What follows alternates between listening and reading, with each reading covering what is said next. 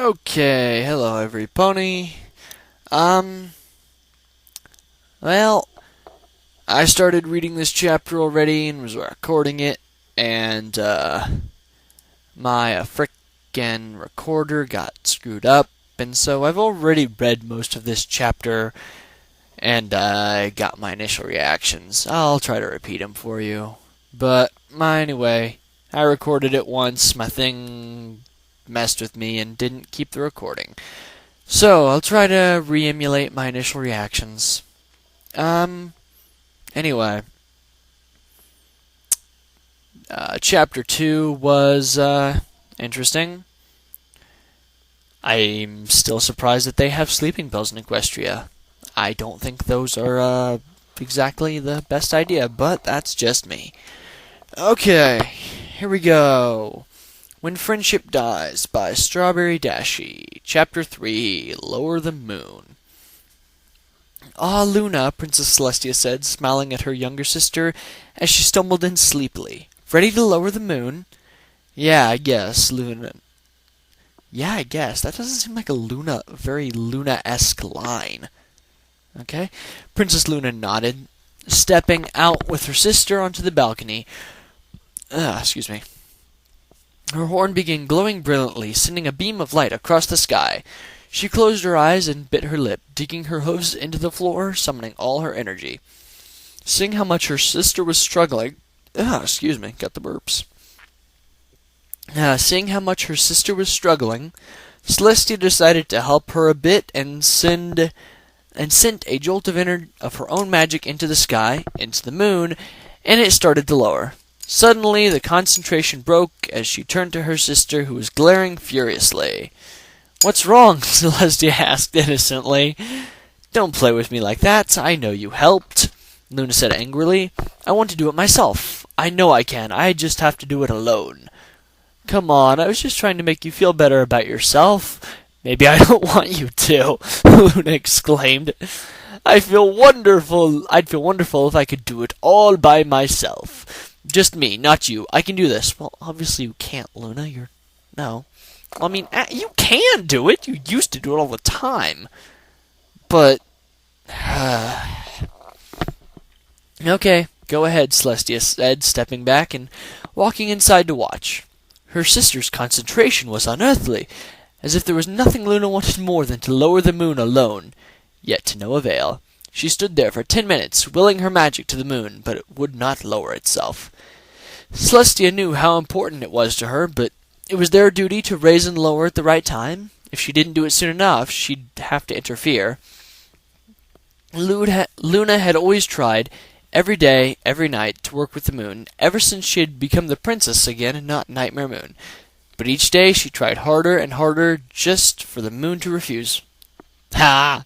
She got refused by a giant rock. She felt so bad for her.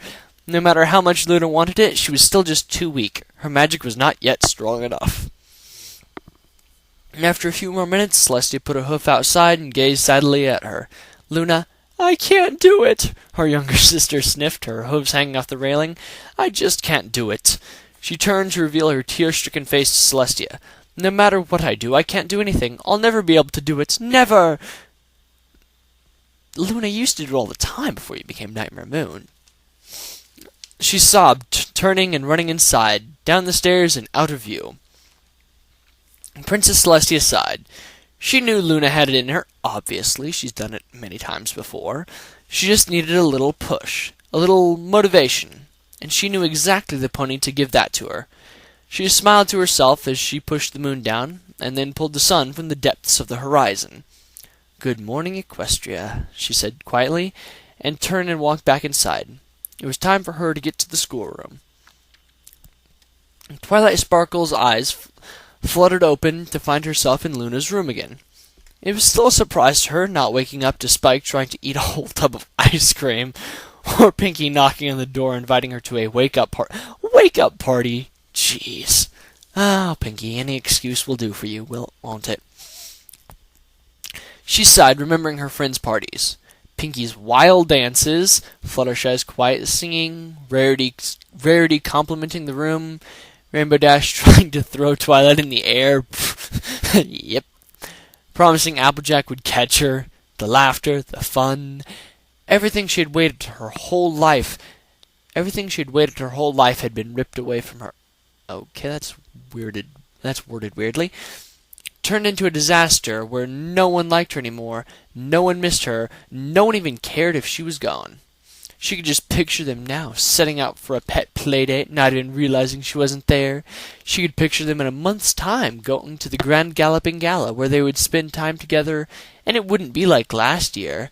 But Twilight wouldn't be there to see it. No, she'd be following them around and then end up crying and returning to the castle or her parents, or wherever home was by then. She could see them in a year's time, still not realizing she was gone, as they all began finding true love, going on dates, and telling each other what a wonderful time they had as they had sleepovers and gave each other makeovers. She could see them having winter wrap-up without telling her, and the only thing that would be different would be there wouldn't be as much organization as last year. Her imagination pictured all sorts of things they'd do without her. The running of the leave, watching the Cutie Mark Crusaders get their cutie marks, which she'd never know what they'd be. Twilight, you know what they'd be. We all know more or less what they'd be. Even battling new foes with a new friend who'd take her element and not even know it. I don't think the elements work that way, Twilight. I don't think they just sort of pass off to people like that. Exactly. Twilight, you things blow out of proportion in your mind. Okay, continuing. She felt so alone, more alone than ever, even more than when no one wanted to help her when she didn't have a friendship problem, more than when she sat alone at home on Hearts and Hooves Day, more than when Discord turned all her friends against her, more alone than all those combined. I don't think you can combine loneliness, because doesn't that make it less lonely if you put lots of loneliness together? Doesn't that make it less alone? I don't know. Friends. She needed friends. Sure, Luna was a good friend, but that was one. She needed more than one. She needed a whole group of friends. She could throw her own parties and have her own fun with new friends. Maybe. And suddenly she realized the crying noises. She turned to see Luna on her bed, crying uncontrollably. "Luna, what's wrong?" Twilight Sparkle walked over and stood in front of her. "I can't do anything right," she wailed, burying her face in Twilight's mane. Lost my spot there for a second. Okay. "Sure you can. You do lots of things right," Twilight said quietly, levitating a tissue and pushing it onto Luna's muzzle. "Why do you think you can't?" "Because I can't work with the moon." "That's completely understandable, Luna." "Okay, how is this completely understandable?" "The only reason Princess Celestia can is because she's been doing it for so long and she's a completely grown mare."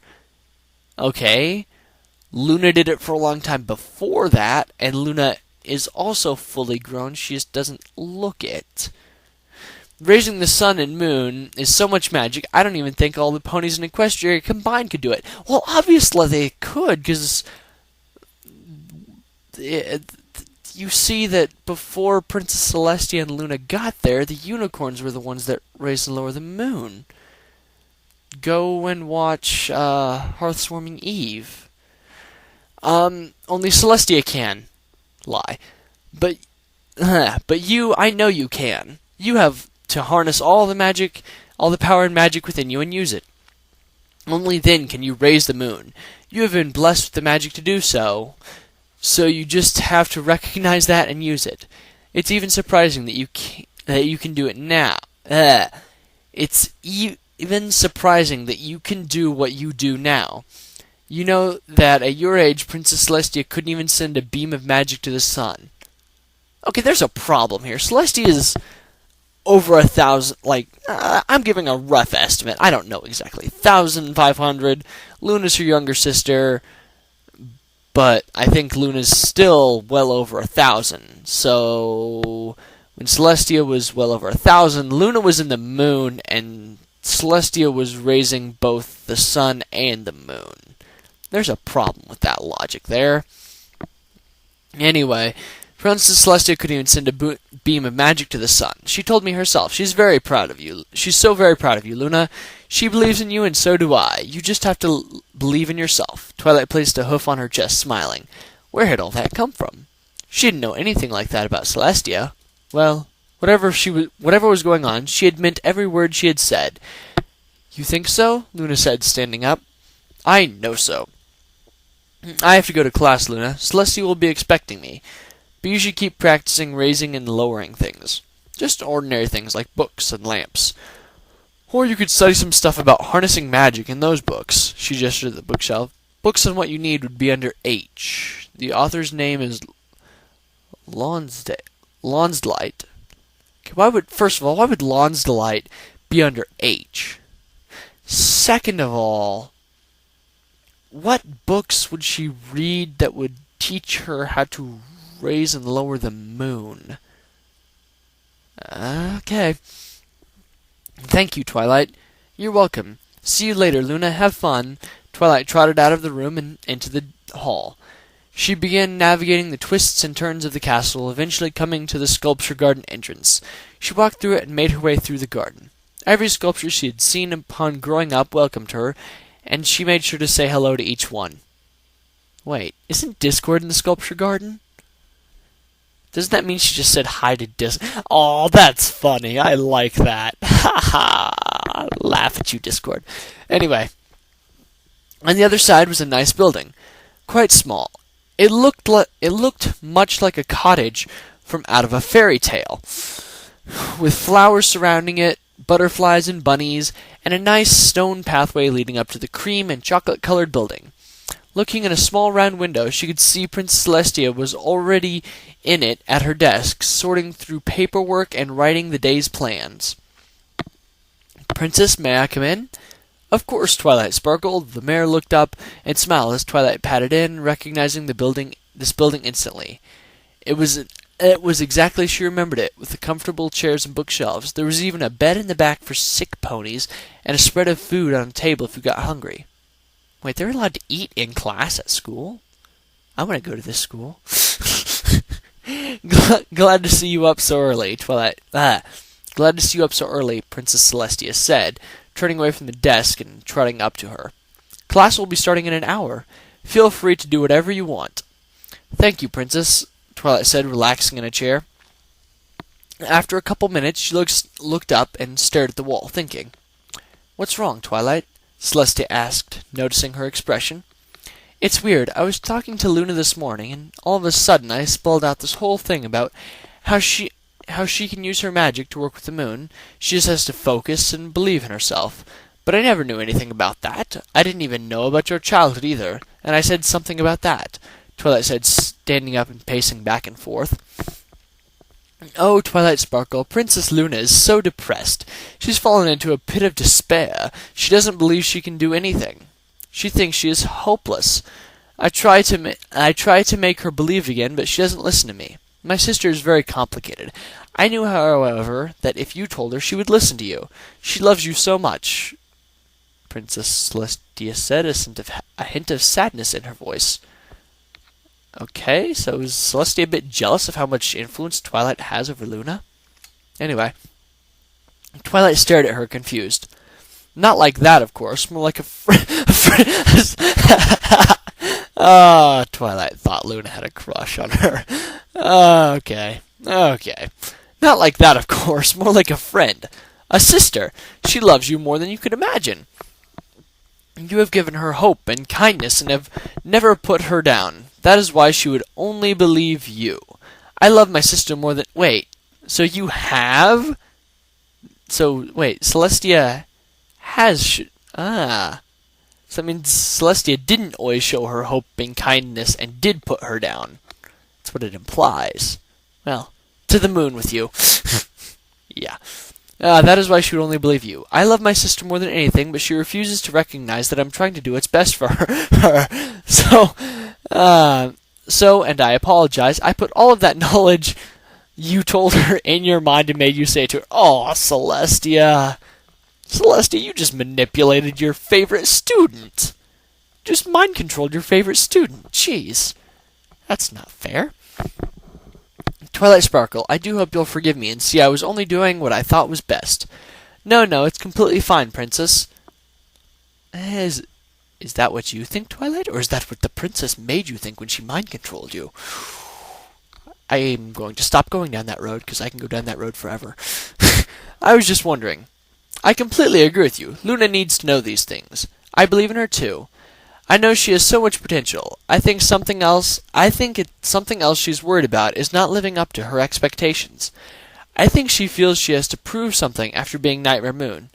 I think she wants every pony in Equestria to forgive her and be proud of her. They already are, Twilight, Celestia said, walking over to her and standing in front of the chair.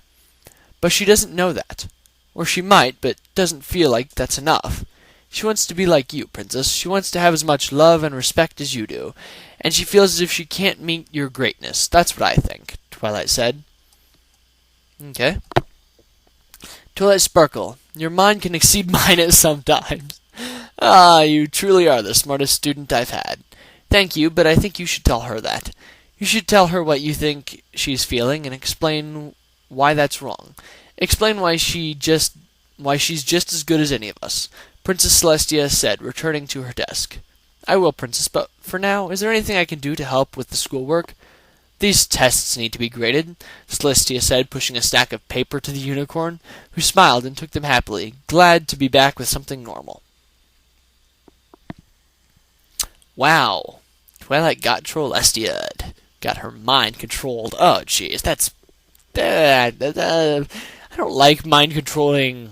It's not good, because you don't know what else she's mind controlled Twilight into thinking or believing or saying, and Twilight doesn't know about it. Oh, well. Yeah, okay, there's a little author's note here. Just something I just like to say something. If you don't like my story and don't have anything nice to say, please don't review. Constructive criticism is better, but I'm still learning how to deal with that. I have a couple of anger management problems, and when people say something's wrong with my story, I kind of blow up. So if you aren't prepared, just say what you did like. I'm sorry if I make any of you guys mad at me. It's just me. So basically, if you want to say you liked my story, go ahead. If you want to tell me maybe how I might change it a little bit, go ahead. But if it's not constructive, don't. Even if you do try to help me, it might not show up for a while because I've already written in advance. But I'll keep in mind when writing again, blah, blah, blah. Basically, yeah, the guy has anger management problems and doesn't deal well with with just criticism. Which, as of right now, isn't really a problem for you because you're listening to this. You're listening to my magnificent voice read this. And so, yeah. Anyway, that is Chapter 3. I will be doing Chapter 4 at some point in the future, but sadly, I have a life beyond ponies, so not sure when I'm going to pull that one up. Until next time, see you later.